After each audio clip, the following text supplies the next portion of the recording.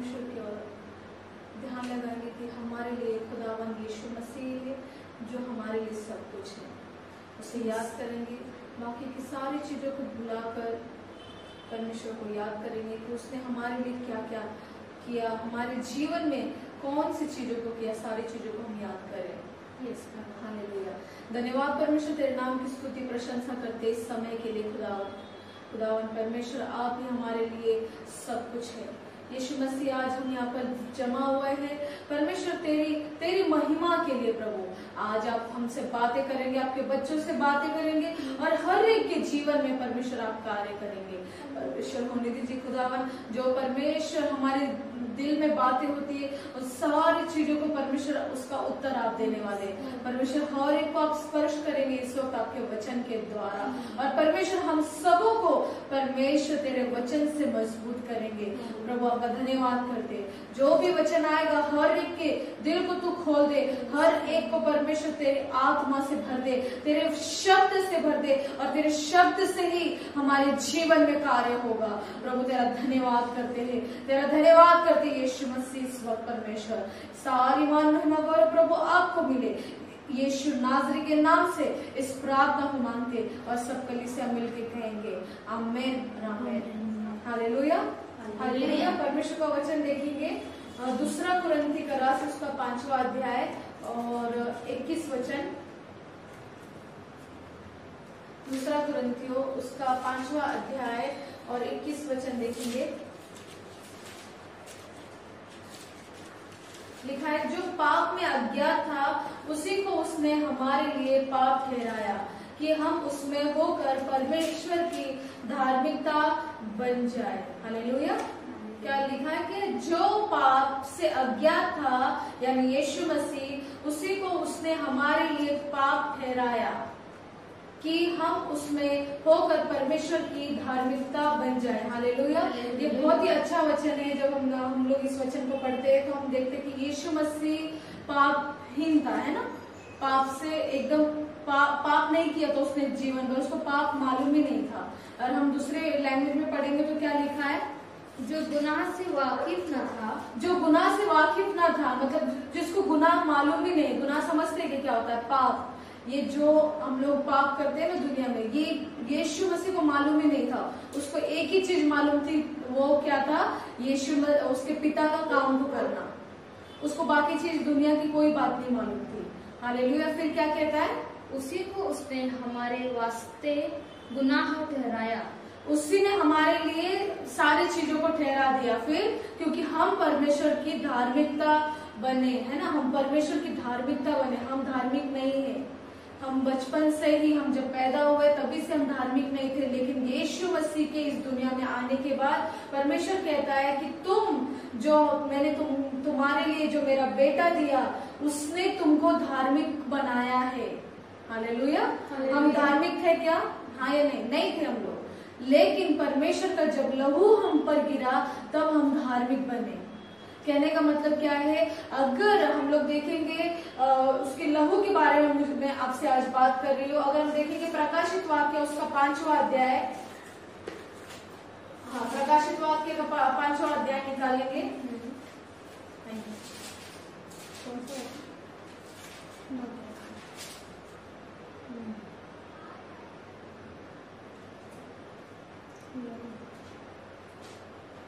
हाँ, हम 8 पढ़ेंगे। जब उसने पुस्तक ले ली तो वे चारों प्राणी और 24 प्राणी प्राचीन उस मेमने के सामने गिर पड़े। उनमें से हर एक हाथ में वीणा और धूप, जो पवित्र लोगों की प्रार्थनाएं है, से भरे हुए सोने के कटोरे थे। आगे पढ़े। वे यह नया गीत गाने लगे, तू इस पुस्तक के लेने और इसकी मुहरें खोलने के योग्य है, क्योंकि तूने वध होकर अपने लहू से हर एक कुल और भाषा और लोगों और जाति में से परमेश्वर के लिए लोगों को मोल लिया। हालेलुया। परमेश्वर का यहाँ पे जब हम देखेंगे पहला वचन कह रहा है कि वो पाप से अज्ञात था, वो गुनाह से वाकिफ नहीं था, वो पूरी तरह से दूर था। और यहाँ पर हम लोग देखेंगे जो जीवन की पुस्तक है, जो मुहर को जो खुलने वाला है, वो उस खोलने के लिए कोई योग्य नहीं है। कौन कह रहा है? यूहन्ना, है ना, उसका शिष्य जिसको परमेश्वर ने दर्शन दिया। उस जो पुस्तक है उसमें 7 वो जो बटन्स लगे, जो मुहर लगे, बटन्स नहीं मुहर लगे, वो मुहर को खोलने की योग्य कोई नहीं था। जब यूहन्ना परमेश्वर से पूछता है इसकी योग्य कौन है, परमेश्वर उसको कहता है कि कोई योग्य नहीं। लेकिन अगर हम 9वां वचन पढ़ते तो क्या लिखा है? और वे यह नया गीत गाने लगे कि तू इस पुस्तक के लेने और उसकी मुहर खोलने की योग्य है। ये यीशु मसीह के बारे में कह रहा है। उस मुहर को खोलने के और उस पुस्तक को खोलने के योग्य कोई नहीं है। मैं क्यों ये बात बता रही हूँ? क्योंकि उस पुस्तक में हमारा और तुम्हारा, जो मेरा और आप लोगों का, उसमें सारी चीज समावेश है। तुम्हारा वर्तमान, तुम्हारा भविष्य, तुम्हारा भूतकाल, सारी चीजें उसमें है। इसीलिए कोई योग्य नहीं, ना कोई स्वर्गदूत और ना कोई मनुष्य, ना कोई भी, लेकिन वो एक ही योग्य है जो यीशु मसीह। वो क्या कह रहा है कि वो मुहर खोलने की योग्य है, क्योंकि तूने बद्ध होकर अपने लहू से हर एक कुल, भाषा, लोग, जाति में से परमेश्वर के लोगों को मोल ले लिया है। हालेलुया। उस बद्ध के लहू से, हालेलुया, यीशु मसीह का जब तक लहू इस धरती पे नहीं गिरा था तब तक कुछ भी आसान नहीं था। उसके लहू के द्वारा हम लोग ठहराए गए। मैं आपको ये बताना चाहती हूँ, जब हम धार्मिक नहीं थे, परमेश्वर ने हमको धार्मिक बनाने के लिए अपने बेटे को भेजा ताकि हम धार्मिक बन जाए। क्योंकि बाइबल बताती कि हम सब लोगों ने पाप किया, इस पूरे जग ने पाप किया। लेकिन इस जग पर हम देखेंगे कि कोई भी इस जग को बचाने के योग्य नहीं था। लेकिन परमेश्वर ने अपने बनाए हुए मनुष्य के ऊपर दया की। जब परमेश्वर ने आदम को बनाया, जब आदम ने पाप किया, आदम ने किसके द्वारा पाप किया? हवा के द्वारा, है ना। हवा ने क्या किया?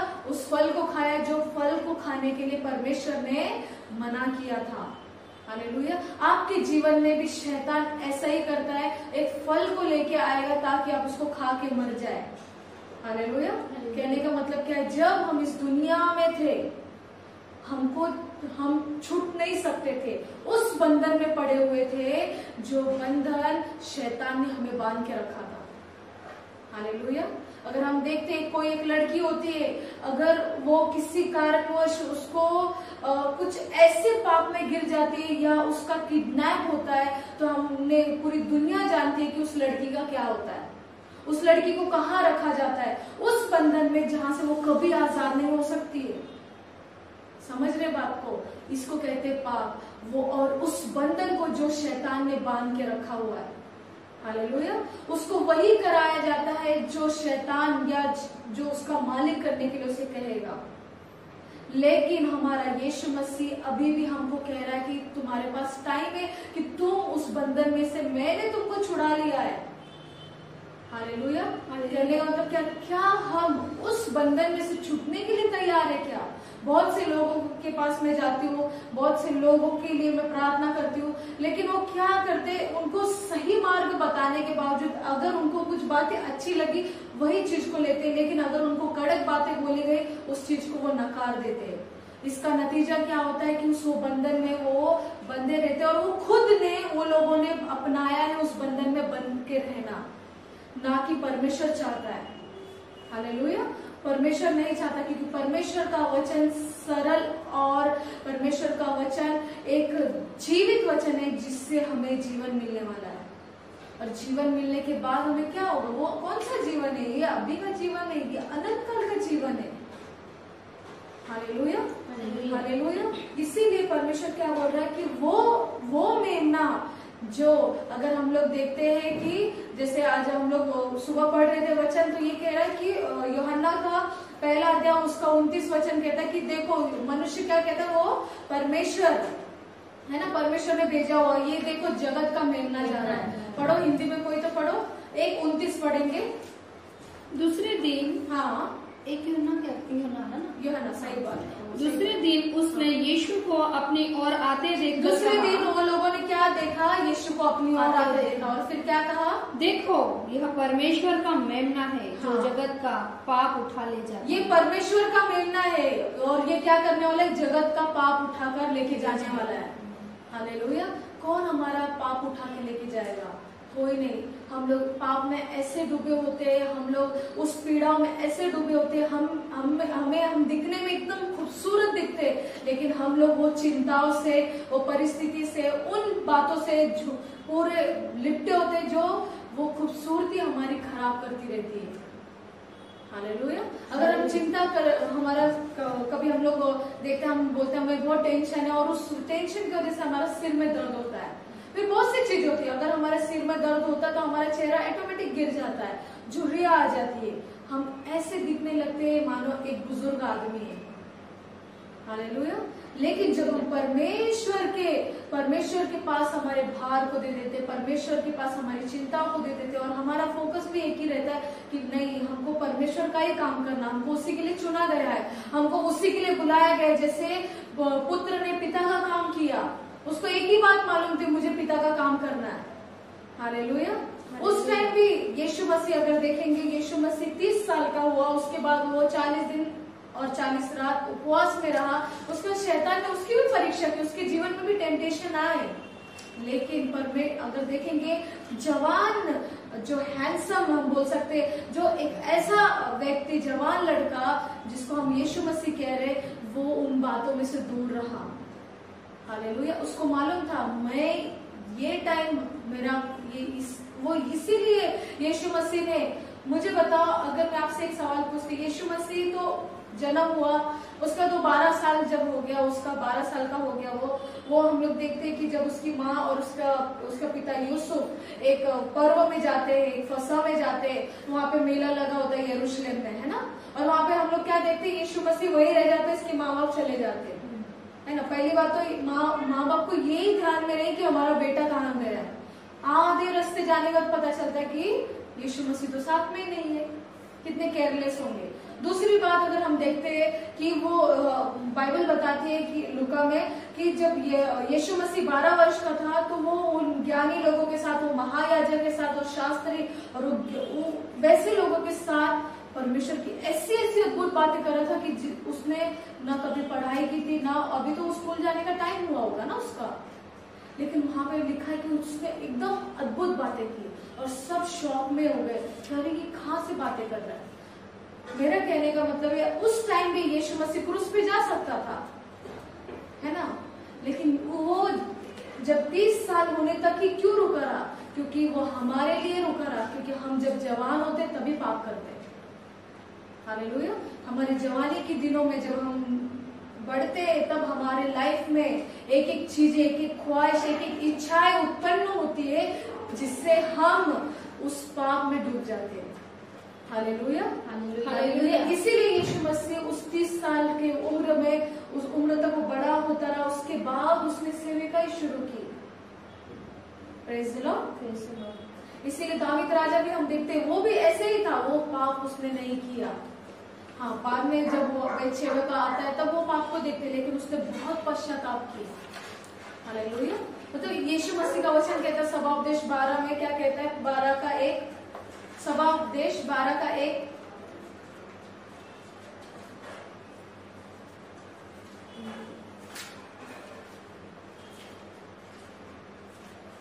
लिखा है, तुम अपने जवानी के दिनों में अपने परवरदिगार को, अपने सृजनहार को याद करो और स्मरण करो, उसने तुम्हारे लिए क्या किया है।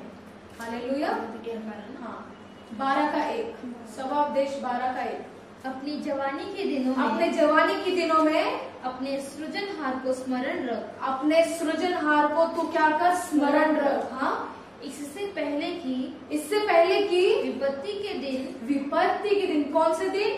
विपत्ति के दिन। हाँ, और वे वर्ष आए, हाँ, जिनमें तू कहे कि मेरा मन इनमें नहीं लगता। और वो दिन आए जिसमें हम लोग कहे कि अब मेरा मन तो लगता ही नहीं है, अब मेरा मन प्रार्थना में लगता ही नहीं है, मैं ना जब प्रार्थना करने बैठती तो मेरा मन होता ही नहीं है, हमारा मूड नहीं होता है, हमारा मन नहीं होता है। हालेलुया। होता है ये जब हम लोग क्या करते हैं, हमारा ध्यान हटने लगता है। हालेलुया। तब ये बातें होती है, ये फैक्ट है, सभी के साथ होता है। हालेलुया। ये बात होती है, इसीलिए तो परमेश्वर ने पहले लिख के रखा ना कि तू अपने जवानी के दिनों में अपने सृजनहार को तू याद कर, स्मरण कर, ताकि वो दिन ना आए कि तू कहे कि मेरा मन अभी लगन नहीं रहा है। हालेलुया। यानी परमेश्वर को ये बातें पहले से मालूम है, इसीलिए वो ये जो मोहर का जो ये पुस्तक है, इसमें जो हमारी हिस्ट्री लिखी गई है ना, ये हमारी हिस्ट्री बहुत पूरा फ्यूचर लिखा गया, पूरा सारी चीजें लिखी गई है।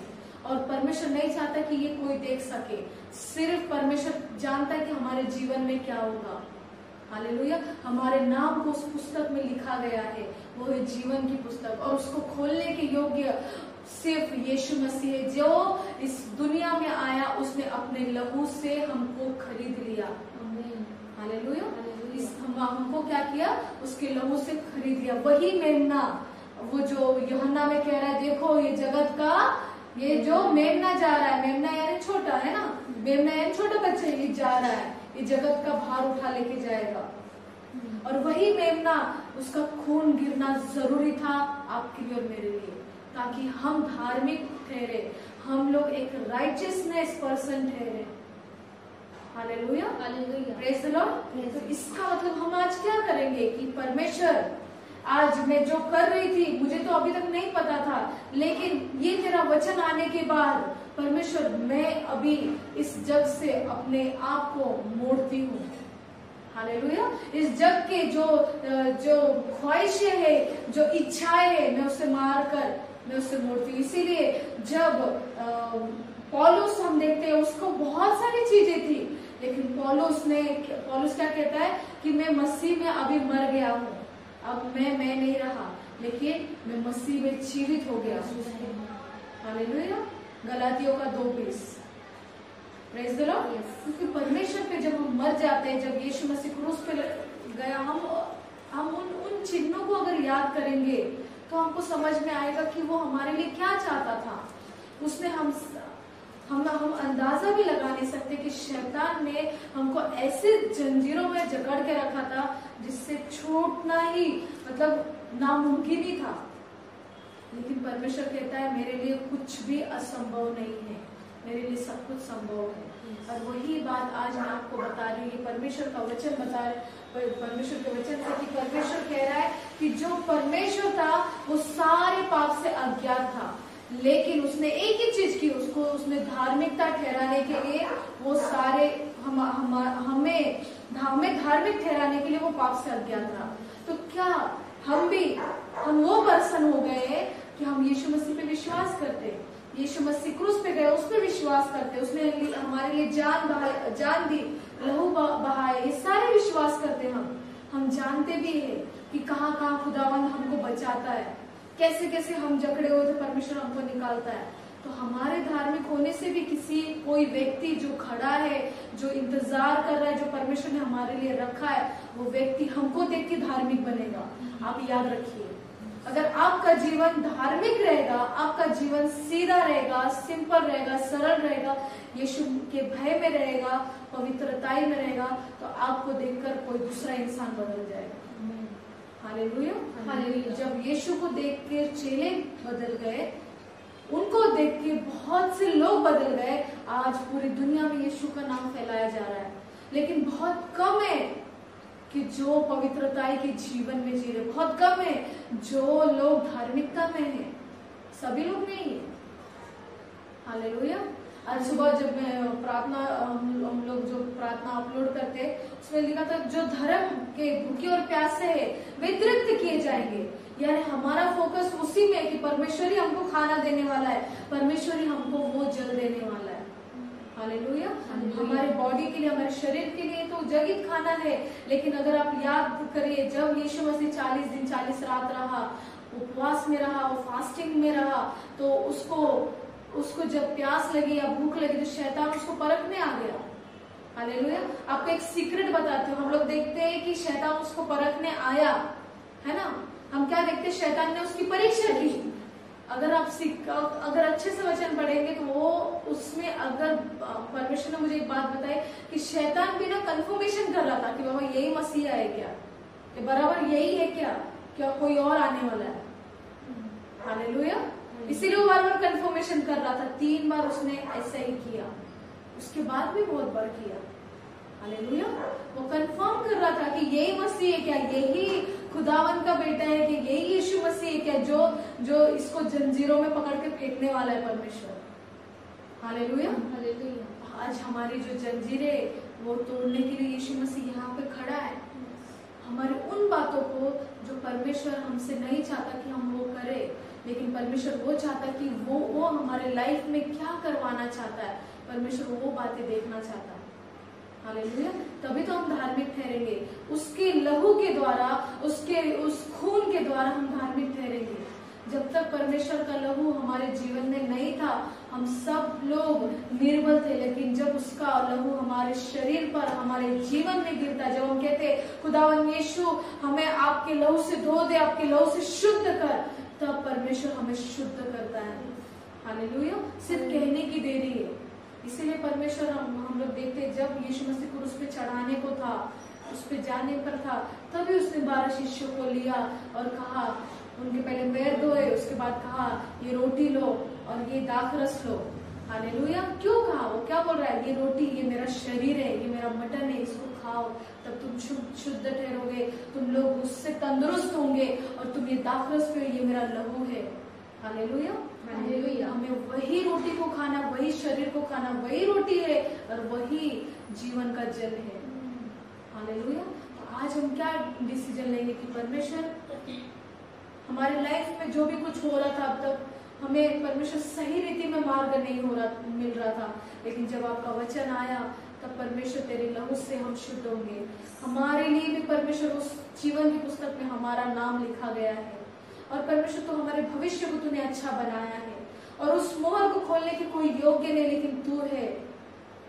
तुझे अगर हम देखते हैं इस पृथ्वी पे, या हम उस देखते हैं, तो तू परमेश्वर मेमना दिखता है, लेकिन तू परमेश्वर तू जो है यहूदा का सिंह है।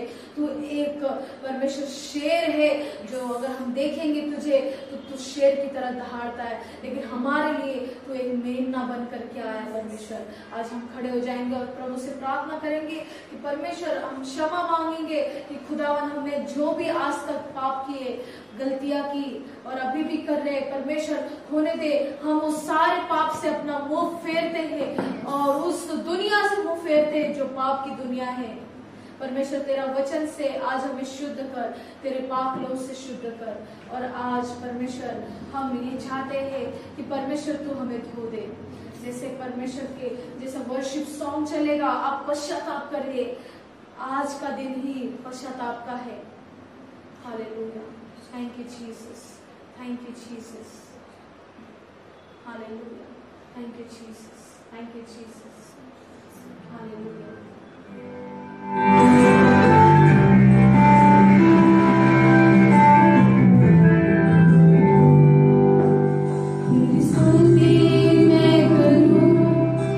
Aradhana